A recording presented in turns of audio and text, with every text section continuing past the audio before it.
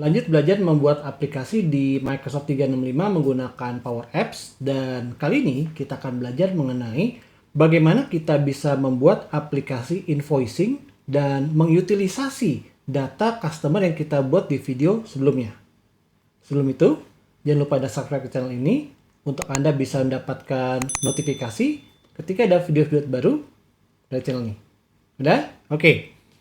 Di video sebelumnya kita sempat belajar mengenai bagaimana kita bisa membuat sistem database, kontak, dan customer ya. Nah, kita mau membuat lebih lanjut atau kita mau mengutilisasi itu dan membuat aplikasi yang selanjutnya. Nah, saya pikir yang lebih relevan misalkan kita mau membuat yang berurusan dengan data customer, biasanya data invoicing. Bisa dengan case lainnya, tapi untuk sekarang kita pakai data invoicing aja. Ya, nah case-nya sama, kita akan menggunakan database-nya di SharePoint atau di Microsoft List ya, dan juga untuk UI-nya kita akan melanjutkan di video sebelumnya dan menggunakan metode yang sama, yaitu menggunakan Power Apps. Gimana caranya? Yuk kita mulai. Kita mulai dengan kita buka Microsoft 365 Home ya, sama seperti kemarin. Oke. Nah, sekali lagi bahwa saya akan menggunakan account Iwan ya. Account Iwan ini adalah account yang sifatnya user biasa, jadi kita tidak memerlukan account yang sifatnya admin ya, gitu ya. Oke. Nah, kita skip di bagian kita buka Teams, kita langsung aja buka SharePoint-nya ya.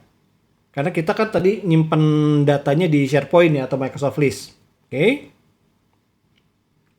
Nah, kemarin websitenya itu kita di websitenya Sales Team ya. Nah, di sini kita lihat lagi. Nah, di sini ada bagian mengenai site content. Nah, ini ada bagian mengenai dua database yang kita buat di video sebelumnya, yaitu adalah contact dan customer. Nah, kita ingin membuat database-nya di sini. Jadi, hal yang pertama untuk kita buat itu adalah database invoice. Oke? Nah, caranya adalah dari halaman site content ini kita buat new list. Nah, kita basically bisa menggunakan template yang di sini ya, seperti issue tracker. Actually issue tracker lumayan relevan ya kalau kita bicara relationship dengan customer ya. Kemudian asset management dan lain sebagainya. Tapi untuk sekarang kita fokus ke invoice. Jadi sini kita buat blank list ya. Nah, di sini kita kasih nama customer invoice. Oke. Oke, create. Kenapa namanya customer invoice? Mungkin ke depan kita akan membuat hal serupa, yaitu adalah invoice dari vendor atau sifatnya invoice inbound. Kalau ini kan invoice outbound ya. Jadi kita kasih nama customer invoice.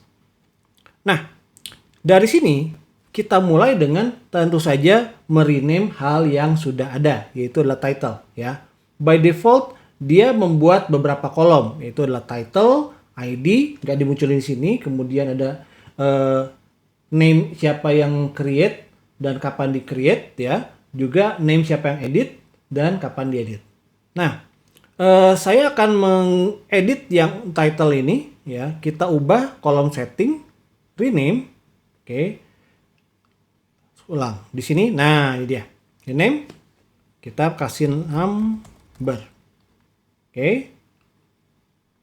Oke. Selanjutnya kita tambahin kolom yang relevan terhadap invoice ini, yaitu misalnya apa? Value atau amount ya. Nah, nilai dari invoice itu kan biasanya adalah sifatnya angka, ya. Nah, di sini angka ada dua jenis, currency atau number, ya. Nah, bedanya apa? Currency sudah otomatis ada dua di belakang koma dan juga ada nilai apa namanya mata uangnya. Tapi saya buat simplifikasi, kita semua pakai number aja. Oke. Nah, jangan amount ya, subtotal. Oke. Bisa juga kita bilang sebagai DPP ya, atau dasar pengenaan pajak. Oke. Nah, lalu apa lagi yang kita mau tambahkan? Biasa adalah tanggal. Ya, jadi ada tanggal invoice itu dikeluarkan. Nah, tipenya apa? Tipenya adalah date and time. Next. Nah, di sini kita akan menambahkan kolom tanggal, ya, date.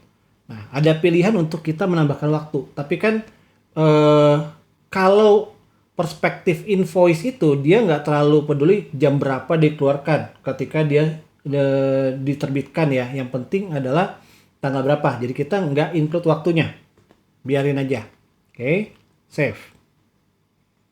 Nah, ada lagi di sini kita mau nambahkan kolom apa ya? Date. Nah, referensi ke customer. Oke. Nah, ketika kita mau menambahkan referensi ke customer, kita pilih tipenya adalah lookup, yaitu referensi ke tabel lain. Ya, next. Nah, ini adalah misalkan customer. Customer siapa? Tipe lookup, ya. Nah, kita cari yang mana? Oke, tabel yang mana? Nah, ini tabel-tabel ini basically ada dua yang bisa kita referensi, baik itu dokumen library ya, dan juga SharePoint list. Oke. Nah, untuk sekarang kita referensi tentu saja ke database ataupun SharePoint list dari customer ya. Oke. Nah, kolom apa yang tampilin? Kita tampilin kolom company name. Oke, save. Selanjutnya kita mau menyimpan juga kontak kepada siapa ini diberikan atau nanti akan dikirim, misalkan gitu ya. Nah, add column, tentu saja tipenya adalah lookup. Oke, kontak, kontak, lookup, list source-nya adalah kontak tentu saja. Oke. Nah, dia otomatis ngambil yang itu ya, yang kolom defaultnya yaitu adalah name ya. Ini yang kita buat di video sebelumnya. Nah, hal apa lagi yang biasanya kita tambahkan di sini? Kalau kita bicara invoice, tentu saja due date. Oke, di sini kita due date itu tentu saja tipenya adalah date and time ya. Oke, due date. Sama, nggak relevan mengenai waktu ya. Karena kalau disuruh lunasin tanggal 18, tanggal 18, 2, 3, 5, 9 juga masih tanggal 18. Dan it's okay. Ya, save. Nah, terakhir yang biasa di tracking orang atau menjadi hal yang penting untuk kita menjadikan memfilter itu adalah status, apakah dia sudah dirilis atau apakah dia masih draft misalkan ya, atau dia sudah dirilis atau dia apa ya, atau dia masih, atau dia bahkan sudah dibayar gitu ya. Jadi kita tambahkan sini add column, tipenya adalah choice ya, jadi ada beberapa opsi. Next. Oke, ini adalah status. Oke. Nah, yang pertama kita kasih namanya adalah draft. Yang kedua, ini adalah release atau sudah diterima oleh customer ya. Artinya dia sudah dikirim atau sudah diterima customer dan menunggu pembayaran. Oke. Yang ketiga adalah paid ya. Tentu saja kita expect invoice itu untuk dibayar. Oke. Nah, biasakan kita ada opsi yang terakhir tambahan. Kalau just in case ini ada kenapa-napa kita perlu meng-cancel, nah itu adalah cancel ya. Nah, kita bisa tambahkan yang lain, misalkan menunggu pembayaran dengan dikirim tapi belum nyampe ke customer gitu ya, atau apa lagi? Dia pending untuk pengiriman customer, bisa aja tambahkan di sini, tapi untuk sekarang kita pakai 4-nya aja. Oke. Save. Nah, datanya sudah ready. Step selanjutnya adalah kita membuat Power Apps-nya. Untuk membuat Power Apps-nya, ya, tentu saja seperti kemarin kita ke titik 9 ini. Nah, kalau belum muncul di sini, Anda bisa searching Power Apps. Oke. Klik Power Apps, ya. Kalau Anda udah biasa, akan lebih cepat untuk Anda ketikkan URL-nya adalah make.powerapps.com. Oke. Nah, ini melanjutkan yang sebelumnya, ya. Jadi kita akan mengedit aplikasi yang sebelumnya kita buat, yaitu adalah Cloudia System. Oke. Kalau Anda belum sampai di sini, coba dilihat dulu di video sebelumnya, gitu ya. Nah, dari sini kita akan edit aplikasinya. Edit.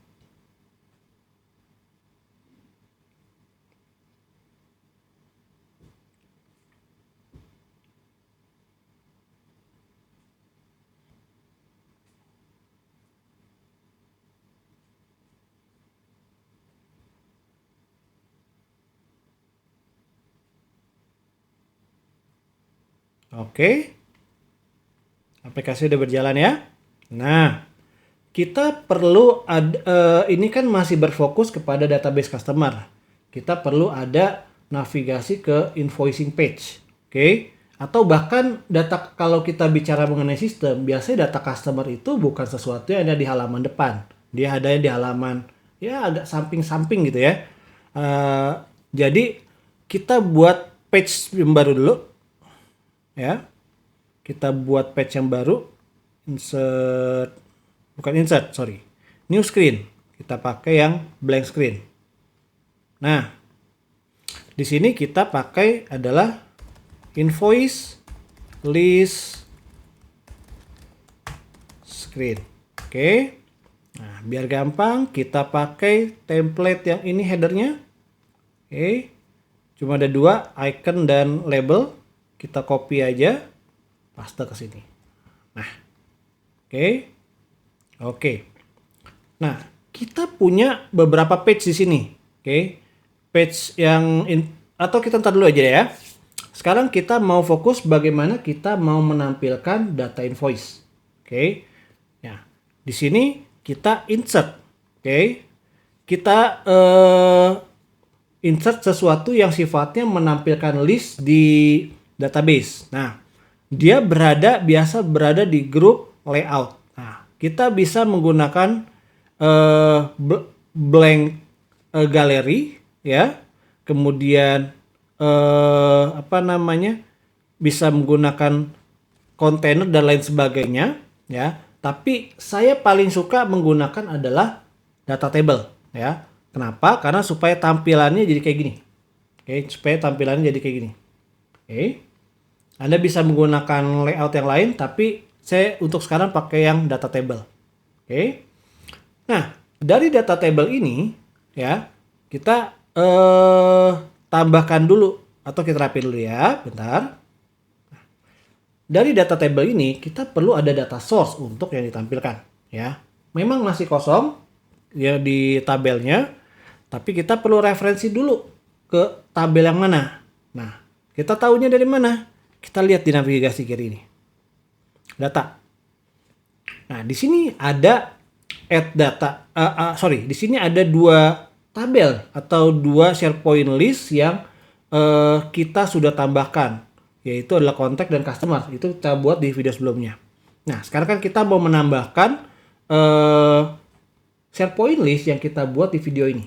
Oke, dari sini kita add data. Oke. Nah, datanya ada di mana? Nah, tentu saja ada di SharePoint.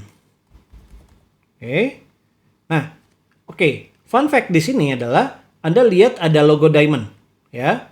Logo diamond sini. Logo diamond ini maknanya adalah Anda akan membutuhkan license premium untuk bisa mengakses data ini, ya. Nah, kalau yang SharePoint itu nggak perlu pakai license premium. Ini bisa pakai license Microsoft 365 aja, ya. Jadi ini double ini enaknya. Selain kita bisa menggunakan license yang existing, ya, misalkan Anda pakai Business Basic atau pakai Enterprise 1 ya, atau Enterprise 3 kalau Anda di corporate.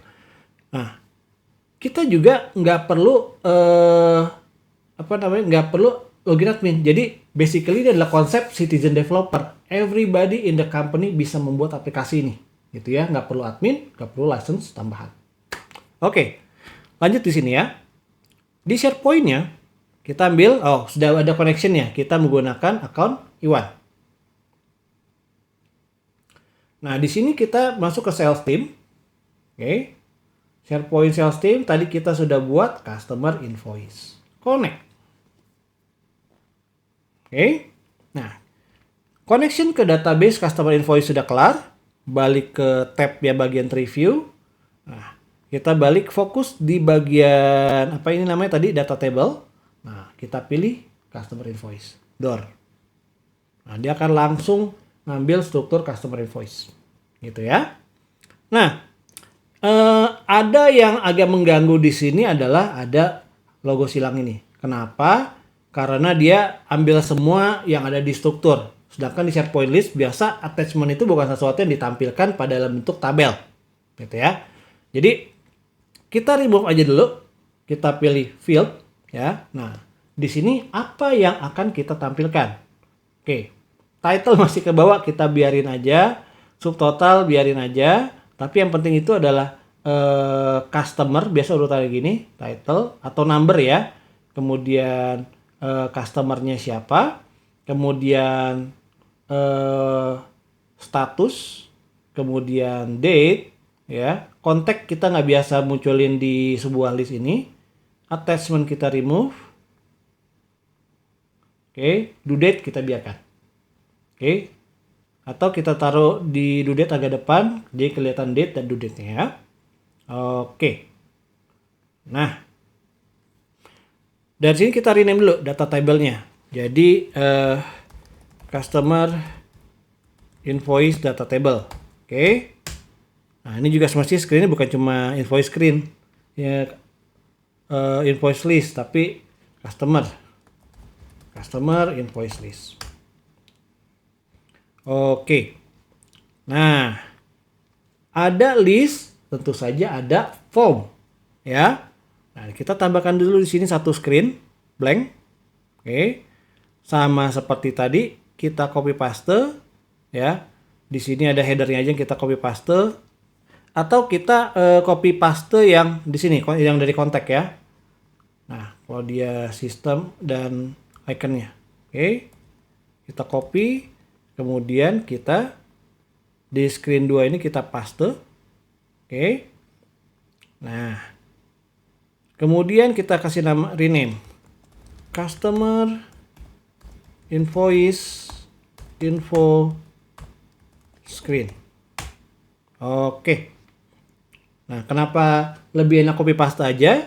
Karena kalau kita copy paste berbagai format ataupun ukuran dan bahkan posisi itu kesimpan ya, karena kan kita mungkin perlu ubah-ubah di bagian properties bagian kanan ya. Nah, kalau misalkan kita copy paste ya kita nggak usah ubah-ubah lagi, dia bakalan mengikuti format sebelumnya, termasuk juga ketika diklik dia ngapain ya. Nah, jadi kalau misalkan behaviornya ketika diklik dia balik ke screen selanjutnya ya ke bawah juga gitu. Oke. Tadi kita bicara mengenai customer invoice screen. Oke. Cara yang paling gampang adalah kita untuk membuat formnya, kita insert di sini adalah edit form ya. Actually form, tapi dia by default menggunakan default modenya adalah edit. Oke, sip. Nah, gampangnya kita gedein ya. Nah, lebih gampang lagi kita copy paste aja dari sini. Save, tombol reset dan save-nya. Kita copy paste aja. Ada satu tombol lagi di sini. Tombol apa nih? Oh, edit. Kita copy paste aja. Oke, copy paste. Basically satu page kita copy paste bakal lebih cepat ya.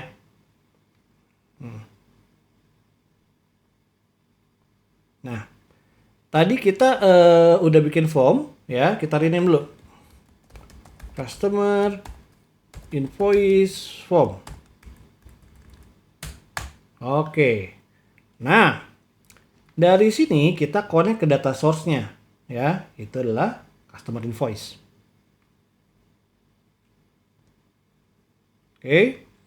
Nah, kita buat biar rapi, kita buat jadi satu kolom. Nah, kita buat jangan layoutnya vertikal, jadi layoutnya jadi horizontal seperti ini ya. Door. Nah, kalau ini kan lebih rapi ya. Ada bagian title, ada bagian formnya, dan kelihatan kalau ke bawah itu lebih rapi. Oke. Tentu saja kita juga harus melakukan hal yang serupa, yaitu adalah kalau dia diklik ini, ya, dia diklik new, ya, dia akan melakukan, nah, dia di on select-nya, nah, dia masih ke bawah yang sebelumnya, yaitu dia akan ke customer info. Oke, kita ganti di sini jadi customer invoice info screen, ya, navigation none, ID blank. Oke. Nah, new form customer invoice form. Jadi untuk memerintahkan itu menjadi sebuah form baru. Oke. Kita jalankan ya. Nah, misalkan dia add customer. Nah, jadi sebuah form baru. Oke. Dan kalau dia klik di bagian pojok kiri atas ini, backnya adalah ke sistem invoice, bukan ke yang customer data ya. Gitu. Oke. Nah, kita coba new form dulu, dan kita mau melakukan ketika di save itu adalah save ke database ya. Semestinya ini karena kita copy paste, kita cuma tinggal ubah dikit-dikit aja. Nah, kita ubah di sini. Ketika di save, nah di sini submit formnya, nah bukan nge-refer ke form yang ada di contact form, tapi kita akan refer kepada form yang barusan kita buat, yaitu adalah customer invoice form. Dan ketika dia sudah submit, kita refresh database mengenai customer invoice. Nah, beda ya kalau misalkan Anda nama database-nya atau nama list-nya itu ada spasinya, Anda perlu ngasih ada tanda kutip ya. Kutip satu. Tapi kalau Anda mau tidak ada spasinya, cukup tulis seperti ini aja gitu ya. Oke. Nah, kita lihat di tombol reset, sama dia semestinya bukan reset contact form, tapi dia yang reset adalah customer invoice form ya. Ini karena kita tadi copy paste-nya dari formnya customer invoice ya, customer contact. Jadi kita ubah yang fungsinya. Tadi ada satu tombol yang terhidden di sini. Nah, ini adalah contact edit form. Nah, ini jadinya adalah edit form customer invoice form. Oke. Jadi nah, hal yang karena kita copy paste juga, yang kita perlu navigasi apa yang kita perlu ubah itu adalah visibility-nya. Nah, kalau di sini yang edit button ini dia hanya visible kalau formnya itu display modenya adalah view. Oke. Nah, kita ganti juga di sini. Customer invoice form. Nah, oke. Hal yang sama kita lakukan ke yang tombol reset dan save. Ya. Dia formulanya sama, jadi kita tinggal copy paste saja. Ya, dia akan, kalau kita sambil select kemudian kita edit behavior atau function sini, dia akan ter-apply kedua control. Oke. Nah, kita coba ya. Kita balik dulu. Title ini adalah INV 001 ya. Subtotalnya misalkan 5 tuaga. Oke. Nah, date-nya misalkan hari ini. Kemudian customer-nya siapa? Customer-nya PT Angin Ribut. Kontaknya siapa? Kontaknya misalkan nah, Anda misalkan ada beberapa ini, Anda bisa searching, misalkan di sini adalah Rudy gitu ya. Nah, hanya akan muncul Rudy aja ya. Jadi bisa untungnya kalau kita menggunakan lookup itu, behavior dia secara relationship juga ke bawah. Gitu. Due date. Nah, ini agak annoying mengenai due date ini menggunakan formatnya DDMM apa nih? Month, year, month, day, year ya. Terus sekarang kita ikutin, misalkan due date-nya adalah 2 minggu dari sekarang ya. 1 Mei. Nah, kita benerin dulu. Benerinnya gimana? Nah, kita fokus ke ke date-nya ini. Nah, kita ubah di bagian format. Nah, format. Nah, kita nggak mau pakai formatnya dia, kita mau formatnya adalah DD MM YYY. Ya. Nah, DD MM YY itu mengubah dari yang 0417 jadi 1704. Oke. Atau kalau Anda sukanya adalah tulisannya bukan supaya nggak ketuker antara tanggal dan bulan, sekalian aja bulan sebutkan ya. Ya, kita pakai M-nya 3, M gitu. Oke. Nah, ini kita lakukan juga di due date. Oke. Due date formatnya kita ganti jadi DD MMM YYY gitu ya. Y-nya 4. Oke. Ya. Nah, jadi kelihatan ya tanggal berapa. Status obviously awal adalah draft ya. Kemudian kita attach invoice-nya. Anggaplah ini invoice-nya padahal ini tagihan bisnet. Kemudian kita save. Kita save. Nah, baru kalau ada logo loading gitu itu masuk datanya ya. Nah, di sini datanya sudah masuk, kita lihat dulu di database. Kita lihat di database. Benar ya, datanya udah masuk gitu. Oke, tentu saja user tidak perlu kita kasih akses ke database ini atau ke SharePoint list ini. User hanya kita cukup tahu data mengenai Power Apps ini.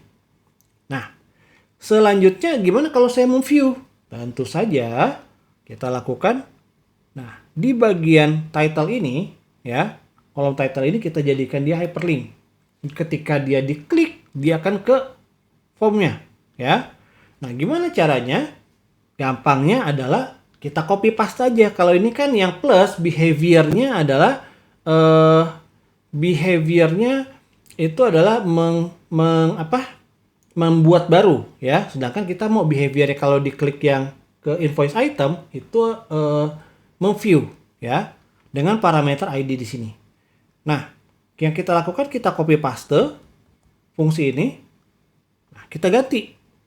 Di sini kita pada saat dia diklik atau on select kita paste ya. Nah, tapi jangan. Nah, ini ya, sorry. Oke. Tapi kita juga perlu ubah. Kita perlu melakukan passing parameter ya. Oke, sebelum ke situ dulu. Setelah navigasi dia bukan new form, tapi dia adalah view form. Nah, dan kita perlu passing parameter itu adalah di ID ini bukan blank tapi customer invoice form invoice apa sih nama ini? Customer invoice data table dot selected dot ID. Oke. Nah, kalau diklik apa yang terjadi? Kosong. Ya, kenapa? Karena kita belum mempointing datanya yang mana. Nah, oke. Di sini caranya adalah kita di formnya kita memang sudah mempointing data source, tapi kita ketika di view kita perlu pointing apa yang akan di view. Caranya adalah di item. Oke. Di item kita akan mengquery first filter. Oke. Nah, kita ambil customer invoice yang mana ID ya. ID adalah ini actually ada satu kolom yang kita nggak munculin, itulah kolom ID. Jadi kita bisa munculin sih add column, shower height. Nah, kita tampilin ID. Oke. Nah, di sini tadi ID sama dengan underscore ID yang tadi kita passing ya, yang data tabel.selected.value selected.id. Oke. Oh, ada satu kurung lagi. Oke. Nah, jadi dia kalau kita klik, nah, langsung munculkan itemnya. Dan kalau kita misalkan edit, dia jadi edit, misalkan invoice 01 ref, ya, revisi jadi 225,2 juta, gitu ya. Save. Nah, dia akan terupdate ya. Kadang kita pada tombol save itu kita kasih refresh, ya. Nah, kita tambahin sekali lagi. Misalkan adalah, nah, bisa lihat ya tadi ada kayak blok hilang. Nah, kenapa? Karena kita ada perintah new invoice. New form, ya.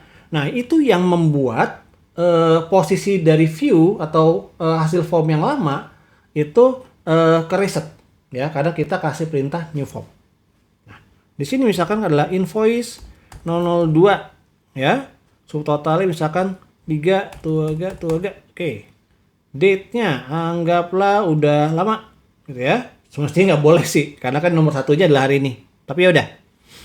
Customer-nya siapa? Customer-nya adalah PT Gerak Cepat Selalu. Kontaknya Sukadi Eko Wibowo. Due date. Oke, due date-nya misalkan adalah tanggal 24. Oke. Status anggaplah adalah sudah dibayar. Jadi ini kita hanya mendokumentasikan aja, bukan ada approval dan lain sebagainya. BTW kita akan buat approval di dokumen di video selanjutnya ya. Kita attach, anggaplah ini adalah invoice-nya, kemudian kita save. Nah, di sini kan kita bisa kelihatan nih invoice mana saja yang statusnya draft, paid atau bahkan yang belum dibayar. Jadi kita bisa buat untuk melakukan tracking ya. Dan kalau kita klik, nah, ini kan ada filenya pun itu bisa kita download, gitu. Jadi ini bagus banget buat kita membuat aplikasi yang sifatnya datanya itu kita perlu ada dokumen yang di scan juga atau dokumen yang related juga, gitu ya. Oke, nah kita back dulu. Kendalanya yang sekarang itu adalah kita punya beberapa sistem atau beberapa data. Pertama adalah customer, kedua adalah kontak, dan ketiga adalah invoice, ya. Nah, kalau dia pertama kali jalan, dia akan ke halaman customer. Tidak ada tombol untuk navigasi, ya.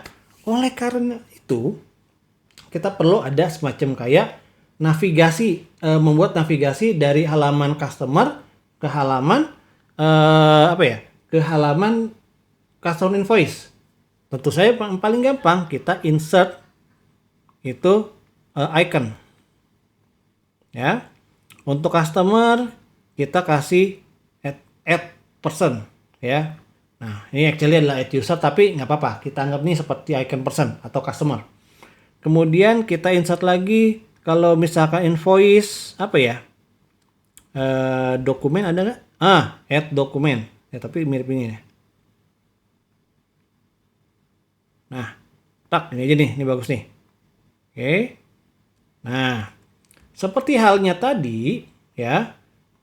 Kalau kita mau format dua-duanya itu serupa, ya, mendingan kita klik dua-duanya, kemudian kita ubah di bagian kanan. Misalnya, saya mau size-nya adalah 40, ya. Nah, dia langsung tuh, size-nya height-nya 40 juga. Nah, langsung tuh. Ya, kita ubah ke sini, oke. Nah. Oke, kalau di tombol customer ini atau kita kasih ini juga warnanya tadi kan agak biru-biru ya, kita ubah jadi hitam. Udah hitam, oke. Selanjutnya adalah untuk ketika dia diklik pindah satu halaman ke halaman lain, oke. Nah, saya mau ketika diklik ini, oke. Ketika klik ini dia akan ubah ke halaman navigate ke halaman customer invoice screen, customer list screen ya.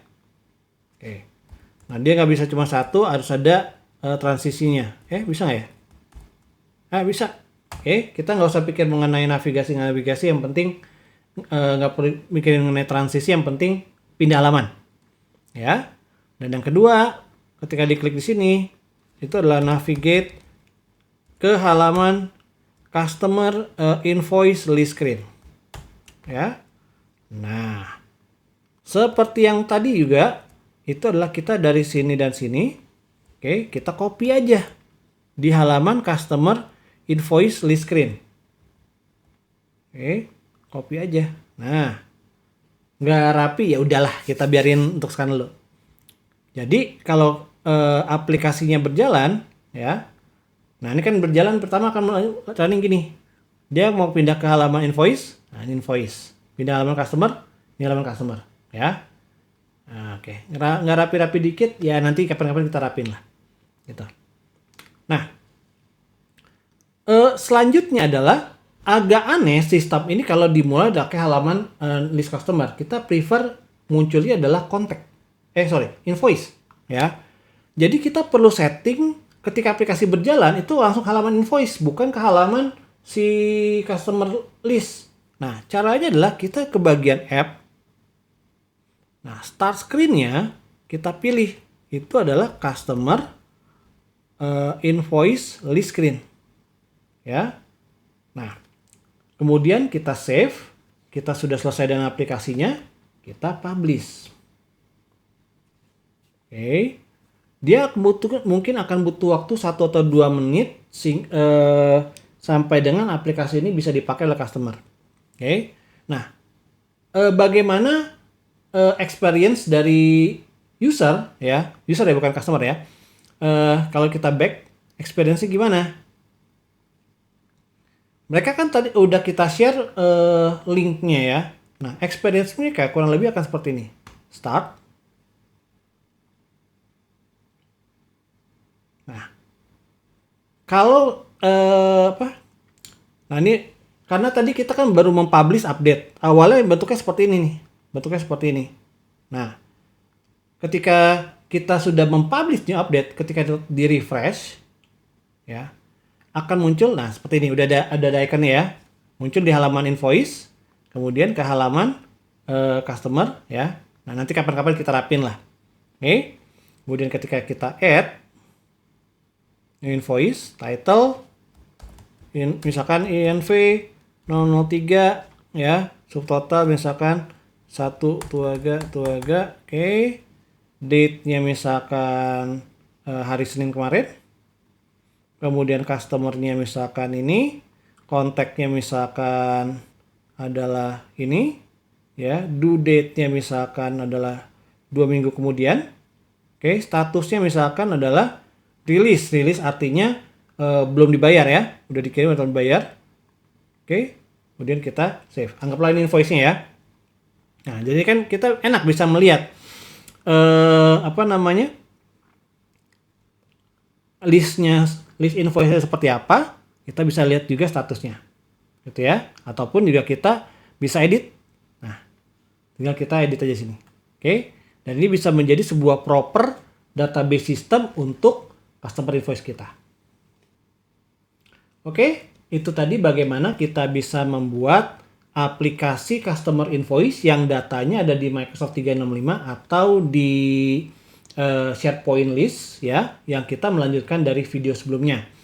Nah, tentu saja kita akan memerlukan fungsional lainnya. Itu seperti misalkan otomatisasi ketika dibuat statusnya draft. Jadi nggak bisa dia langsung tiba-tiba udah dibayar gitu ya. Atau ketika udah di-release dia ada approval untuk dari draft ke release dan lain sebagainya ya. Tapi itu akan kita bahas di video selanjutnya.